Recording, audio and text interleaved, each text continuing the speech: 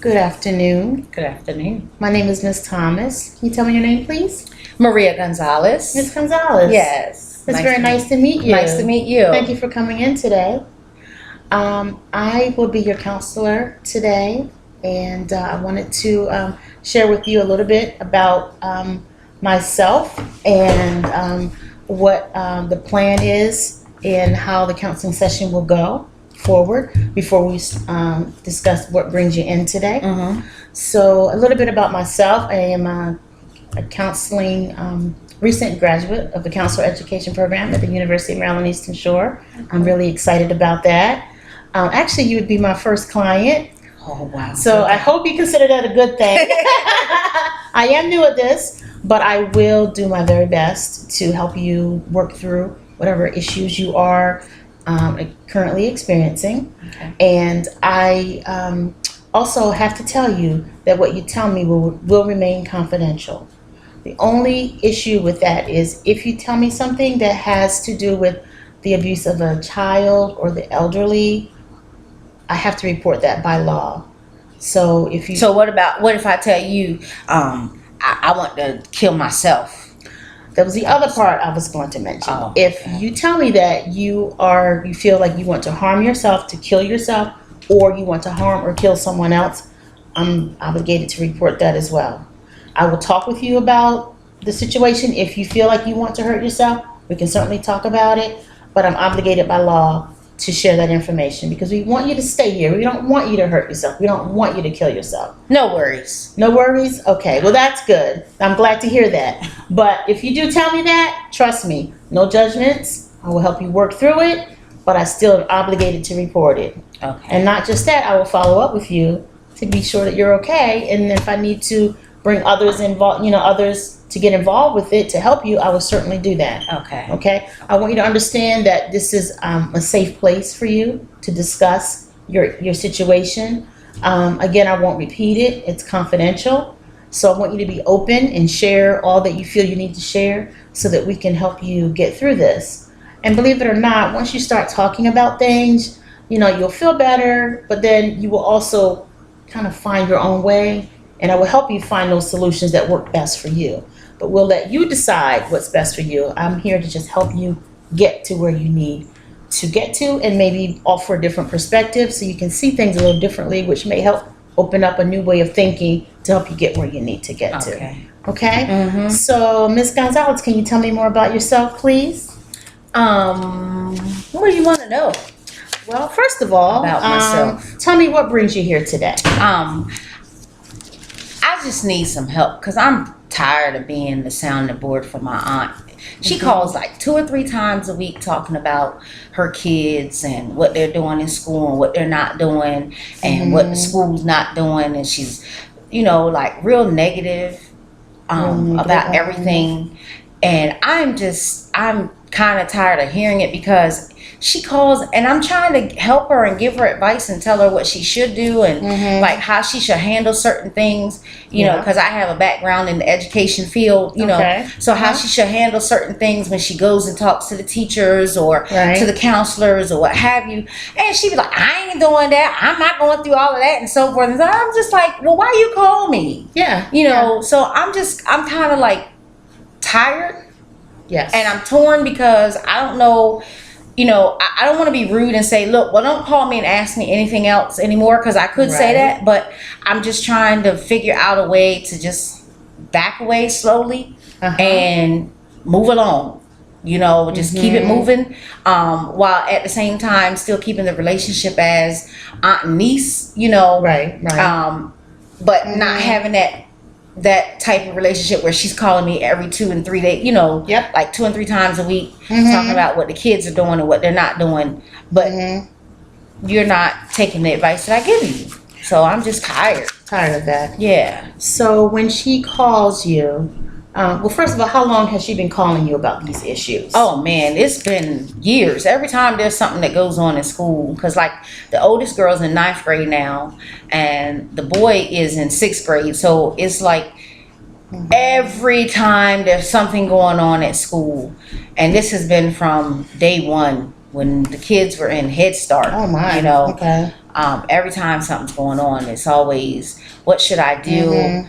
You know, can you help me? But I'm trying to give you all the help that I can, but you're not listening. I'm not listening to you. You know, so I'm just like, at this point, I'm done. Ninth grade, it's exhausting. Yeah, yeah. Okay, so I can certainly understand that. That's frustrating because she's calling you for help. She's not receiving the help, the advice that you're giving her. But yet she keeps calling, and after a while, it's just draining because Yeah. you're seeing that if she would just listen to you, then you would see that what you're saying would help her. Yeah. And then she would not have to call you Right. as often. Right. Okay, that's certainly understandable. Okay, so tell me more about your aunt. First of all, why do you feel that she calls you as opposed to anyone else in your family? Pretty much because there's nobody else left. Okay. My grandmother had 4 kids, and there are only 2 left now, which is her and a sister that's older than her, but they don't get along. So, and we were raised as sisters, so we were raised in the same house. My grandmother raised me, Okay. and we were raised in the same house. Everybody always thought we were sisters, but in all actuality, it was my mother that is her sister. Your mother is the oldest My sibling? mother was the oldest sibling, Okay, yes. okay. And my mother's gone now, and so she always told my mother everything all the time. Okay. And then, so it's like, I guess she feels like my mom is gone, and then her brother died a few years ago. So, but she really wasn't talking to him either, you know. Yes. So I guess she feels like now, well, I'll just call Sharon, who everybody thinks is my sister anyway. And, Anyway. and so that's where we are. Let me ask you this. Do you feel, did you feel in the past that it was, let's see, not just a good thing, but it was, do you feel good about her calling you? It's almost as if she looked up to you. Or why do you think she calls you? I guess because in my family, on my mom's side, I'm the first to receive a graduate degree, like an undergraduate degree, to graduate, to go to college and complete college, you know, that kind of thing. So I guess she feels like, I don't know, maybe she feel like I'm smarter, I guess, you know, and know a whole lot more. But I don't know. At one time, it was okay. And then when I saw that it was every week thing, 2 and 3 times a week, you're calling, and then I'm saying to you when you call, like the next week or the next time you call, I'm saying, well, did you try this? As I told you in our last conversation, she was like, no, I ain't do that. And so I'm just like, well, if you're not gonna try any solutions to the problems, then why you keep calling? Right. You know? Yes. So, and then it got to the point where I knew she was calling when she wanted something. If she didn't want to borrow money, it was, I need this, I need that, you know, that kind of thing. And so in the conversation, it would always end up what the kids are doing and what they're not doing and how they're acting and how they're not acting and things of that nature. Okay. Okay. So before we delve too deeply into the situation with your aunt, well, first of all, let me back up. I think it says a lot about you as a person that she looks up to you to talk to you. I think that she feels that she can share with you and then get information or advice from you. I think it's a good thing. It's unfortunate that she's not receiving or implementing the ideas that you're giving her. But before we talk more about that, let's talk about you. Tell me more about you as a person. I see from your intake that you are 42 years old. Is that correct? Okay. And you mentioned you have a bachelor's degree. You graduated from college. Again, tell me again your major. What did you major in? Music education. Music education. Okay. Now, did you teach music? I did. How long? For how many years? 4 years. 4 years. Okay. What age group did you teach music? Middle school. Middle school. Yeah. Middle school. Okay. 6th through 8th grade. Did you enjoy it? I loved it. Okay. I loved it. So, if you don't mind me asking, are you still doing that? Are you still teaching music? No. Okay. No. So I'm a recording artist now. Oh, what? Oh, you're a recording artist. Yeah. So you want to sing music. Do you do it locally? You record, sing locally, or do you? Well, I sing locally, and then when I was in school and college, we traveled abroad, like to various countries. Nice. We performed at the United Nations building. We went to Trinidad and Jamaica and the Virgin Islands and to London and various Nice. places like that to perform. So and now I do local. I do some long distance depending on the time that I have. And I recorded an album, a CD as they call them now. Oh, nice. No Yes. longer an album. No longer an album. That's right. So I recorded a CD. So I'm working on some songs for my next CD and that Okay. kind of thing. Okay. So So you enjoy singing? I do. You do? I do. I've been singing since I was 5, so You get a lot of compliments on your voice? Yeah, I do. Of course I do. you would. You wouldn't be singing with your college choral unit and traveling around the world if you didn't sing well. Right. That's good. That's great. Okay. So, do you want to expand your singing career, or where do you think you're going with this? I've been thinking about it, because a lot of people, I do gospel, but everybody keeps saying, man, you could really make it out there in the secular world. So I don't know. It's a struggle because, like most people Yes. that have gone into the recording business, they started out in the church. Right. They were the worship leader at their church, and then they just went out where they thought the money was, in the secular world where most of the money is, because that's what most people listen to. You got your big name gospel singers, but you got to think about it. They charge like buku bucks just for a half hour's worth of music. Yes, And they do. I feel like that's highway robbery. I was looking at something one day and it said that this gospel singer named Tasha Cobbs, right? They wanted her to come, and her manager told these people, they were like, well, for a half hour, you need $25,000 just for a half hour. Really? That much? And they were like, $25,000 just for a half hour's worth of music?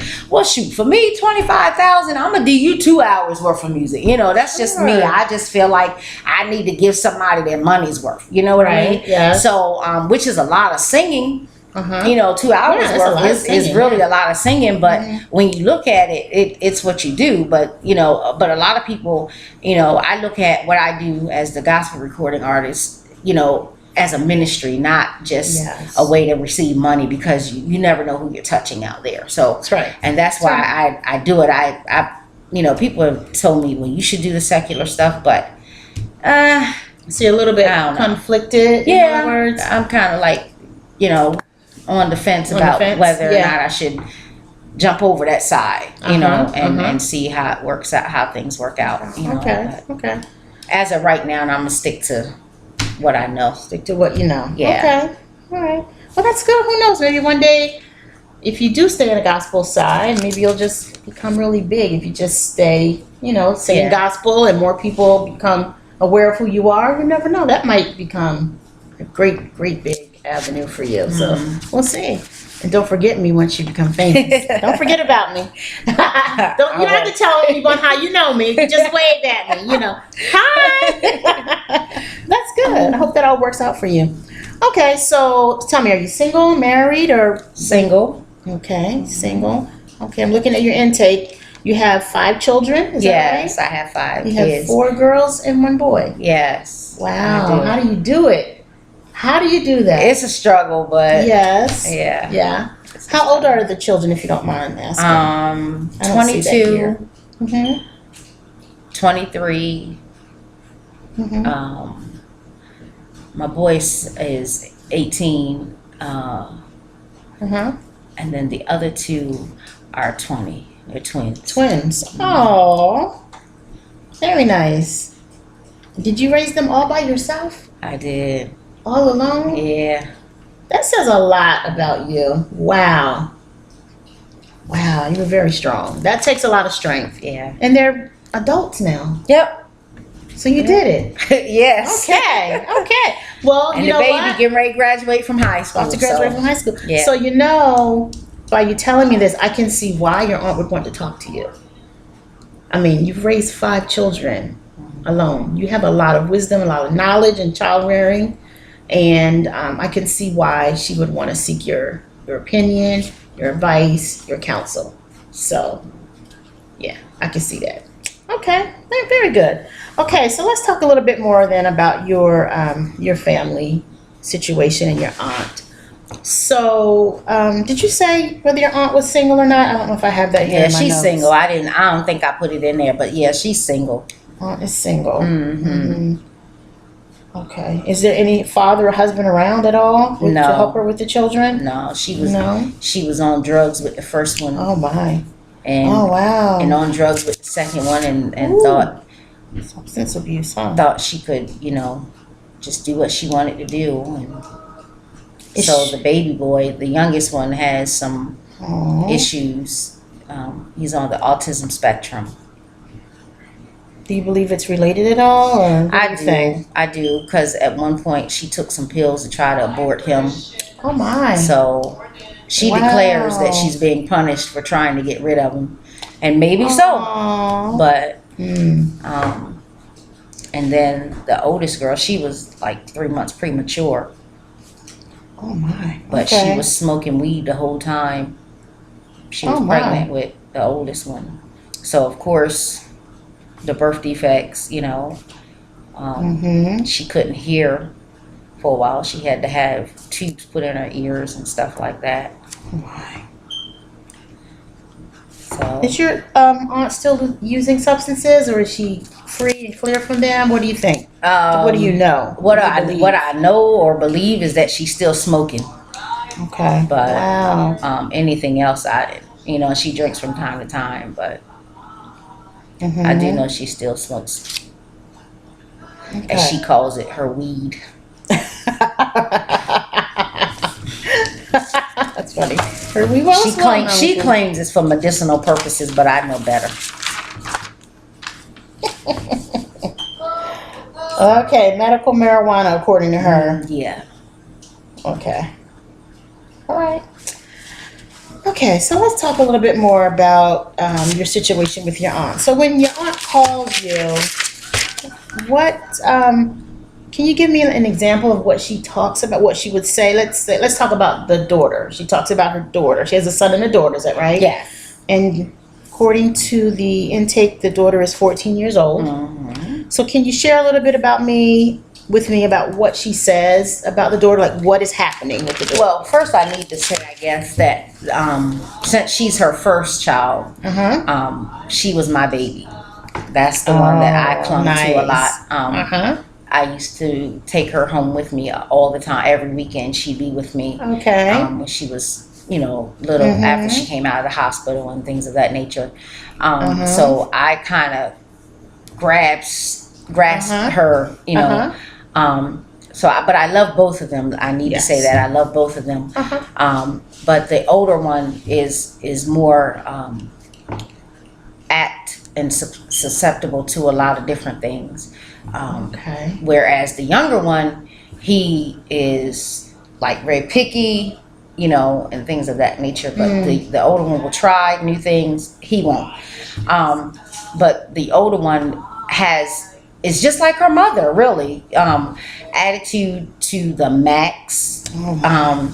And so they battle back and forth word wise, as far as mom says something, daughter has to say something back, and mom doesn't like it when she back talks. But at the same token, she forgets that that's the same thing she did to her mother. Right. So Okay. and she hates when I tell her, I said, and she talks about the oldest girl's attitude, and I said, well, like mother, like daughter. You can't help. She can't help herself because she sees your attitude. And so she'll call me and say, you need to talk to her, and I'm like, why? do I need to talk to her? And it's just in that same sarcastic tone. Why? Like, why do I need to talk to her? And she says, because she's getting on my nerves and I'm about to F her up. And she's using these words to me. And I'm like, well, what do you mean you're about to F her up? What is the problem? Okay. I said, first of all, you shouldn't even be talking that kind of way about your own daughter. What is she doing that is causing you to feel this way? Well, she did this and she said this. I said, did she answer your question? Yeah, but she did it with an attitude. I said, and you are upset because? Because I'm sick of her attitude. I said, okay, well, she's got it honest. I said, and that's what you need to understand. I said, what do you want me to say to her? Okay, yeah. I said, what do you want me to say to her that is going to help you? Because anything I say to her is not really going to be designed to help you. It's going to be talking to her about how she can do things a little better. Right. But if you say something and you come at her wrong, I'm almost positive because of the type of person she is, she's going to come back at you wrong, and you're not going to like it. I said, because that's how we all are. And I'm the same way. You come at me the wrong way, I'm coming back at you the wrong way. So I'm going to make you feel the wrath. And that's what she's doing. She's making you feel the wrath just like you made her feel it. I said, so you have to understand that there is a way that you talk to her. She's 14. She's not a little kid anymore. She's growing up. Yes. So those feelings of her, of you talking to her any kind of way that you could get away with it when she was a little girl, it needs to stop now, because she's feeling it sometimes. She's feeling some type of way about it, even though she doesn't say anything. She feels it. I said, and you're talking to me and you're cussing at me. So if you're cussing at me, and I've asked you several times not to be cussing at me, then how do you think she feels? She's not going to say, Mommy, don't cuss at me. She's just going to be upset and just do whatever. I said, and I tell her all the time, Mom never cussed at us. So why do you think it's okay that you verbally abuse your kids in the manner in which you were not abused? Right. We got beatings. Yeah, we got beatings with the belts and switches and all of that other kind of stuff. But we were never cursed at. We were never told to go to our rooms. We got beat and we had to sit in the living room. Couldn't move. Couldn't go anywhere. We just had to sit in the living room. We were never told to go to your room after we got beat, because that was not a thing that they didn't feel like it was right to beat us and then send us off to be by ourselves. So what do you want me to say to her? I don't know what to say to her. I said, but I will have a conversation to see where her thought processes are. I said, because everybody needs an outlet. And if she feels like she can't talk to you, you're not talking to her, you're talking at her. At her, yes. And if she feels like she can't talk to you, then then how do you expect her to act? So, I'm kind of like, I don't know what to say. She 14. I don't remember 14. I really don't. I really don't remember what I was doing at 14. I know I wasn't back talking my mom and my grandmom and them, but at 14, if I really think about it, what was I doing at 14? I wasn't home much at 14 because I didn't like my life at home. I didn't like the fact that I wasn't with my mom. So at 14, I was always at my godmother's. I was at somebody's house that showed me love, that showed me how to love and how to give love, and that kind of thing. Because my godmother was always a giving person, so I wasn't always home. But my aunt keeps her 14-year-old home and stuck up under her. She can't go anywhere. She can't go to dances. She can't go to the football games, and things of that nature. Wow. And she wants to get out and hang with friends, but mom won't let her. And it's easy, for her. All she has to do is drop her off to the school and say, when you're ready to come home, call me. Call me, yes. Or I'll be back at such and such a time. But I know what the problem is, and I know what the biggest fear is. Okay, that was my next question. And my aunt is, and I know because we were always taught you reap what you sow. Okay. So in my aunt's predicament, I'm scared that my child is going to do the same thing that I did.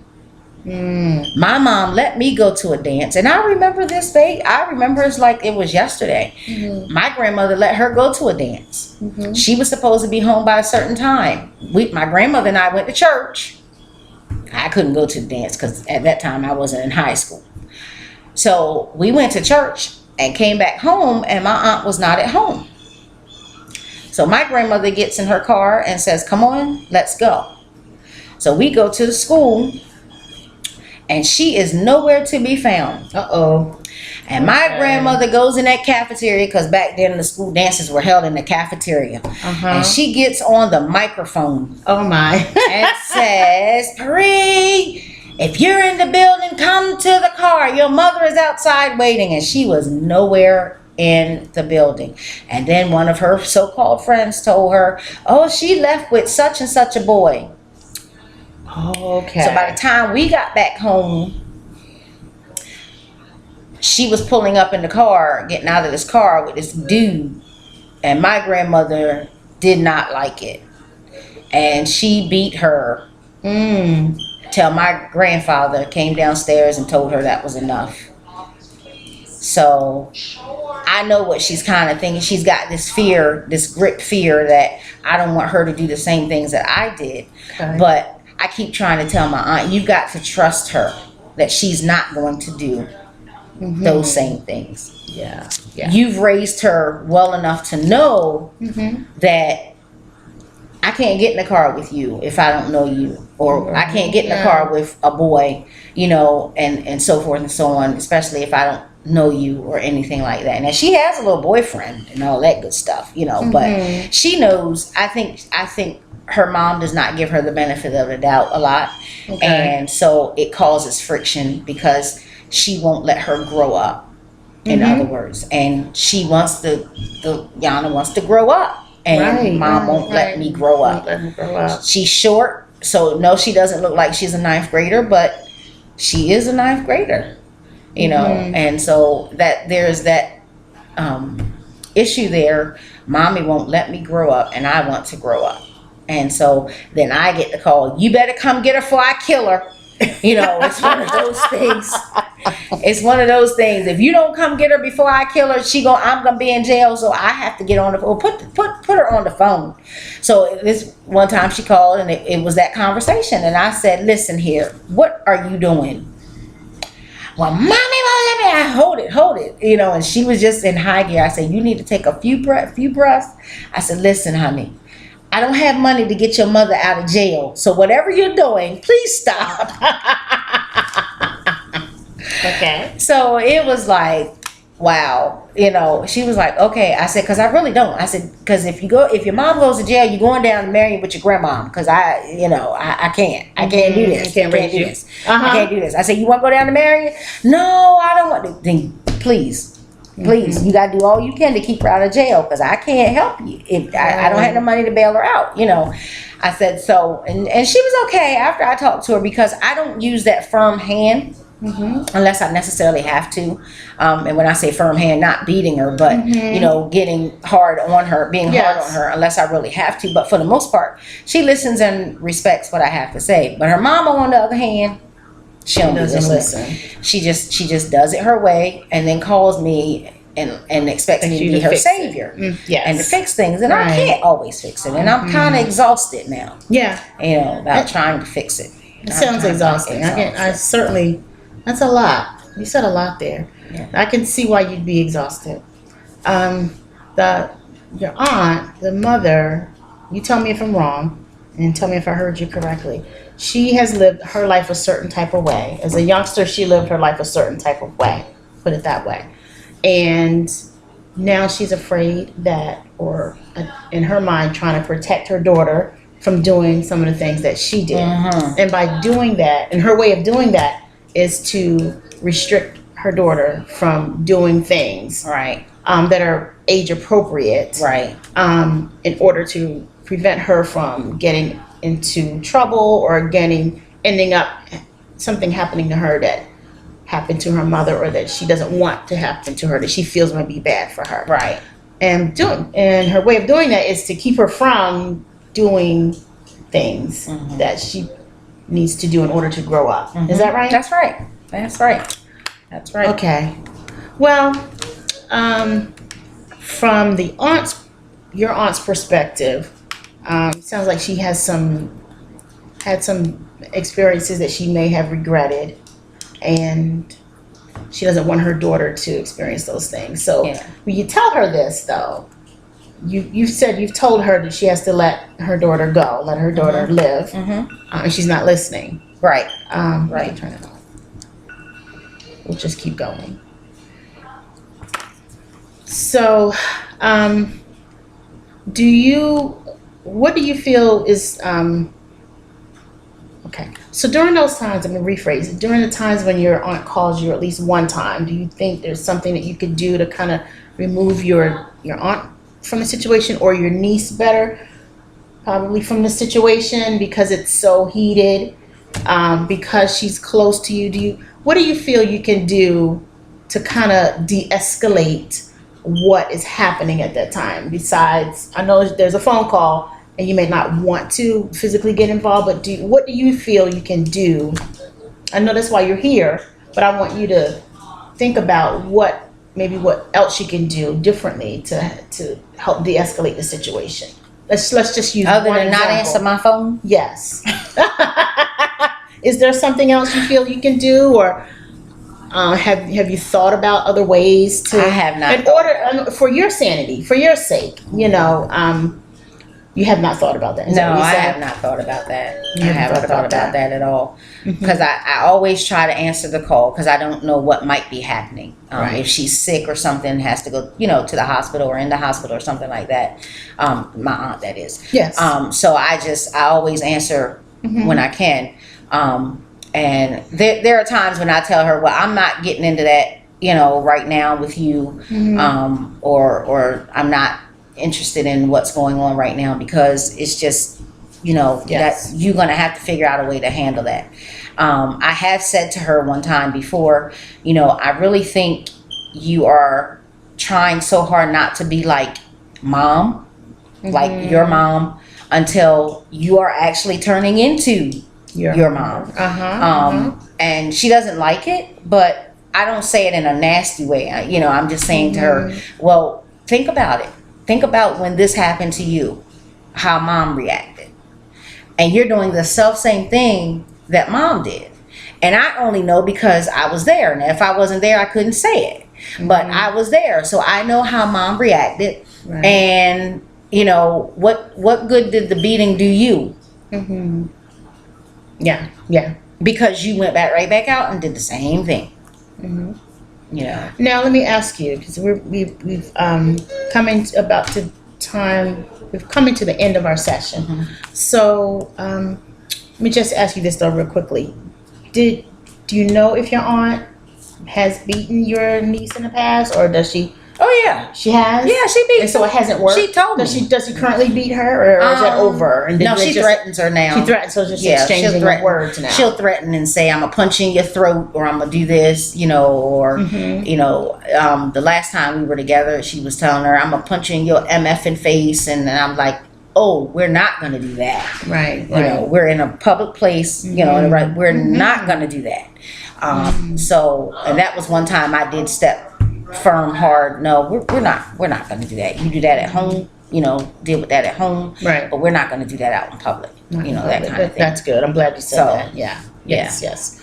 Okay. So let's try and talk over some possible. We can't solve the problem in their household, but let's bring it back to you. How do you feel? What do you think you can do, or how do you think you can? You say the goal is to back away. That's your goal, to kind of move away from it, so your aunt and your niece can work things out in their own way, and by their own doing. So let's bring it back to you. What can you do you think, to what steps can you take to kind of back away from the situation? Yes, you're all concerned. You don't want anything to happen to your aunt, to your niece. You don't want them to hurt one another. I get that. But for your own sake, your own mental health, and your spiritual health, because you are a singer, and What do you think you can do? What steps do you think you can take? Do you have an idea? I don't have You don't any have- idea. You don't have an idea. I'm just exhausted. You're just And exhausted. I just want to be able to tell her, leave me alone. Can you But- tell her to leave you alone? Will she listen? I mean, if you just say outright, She ain't don't listening to call nothing me. else I said, so what make you think she gonna listen to that? Okay, that's a good question. What makes you think she'll listen to that? Okay, you're saying that you don't want to not answer the phone. You want to answer the phone because you just don't know what's on the other side of Right. the call. Right. Have you tried not answering that call or taking the call? Well, have you tried not answering the call? I did that one time. Okay, and what was the result when you did? She called right back, Okay, and I did it a second time, and she called a third time. so she won't let you go. Right. You have to be the one. Right. So, okay, so we're not going to solve this right now, but it sounds like we need to get her to understand that you're not the answer to her problem.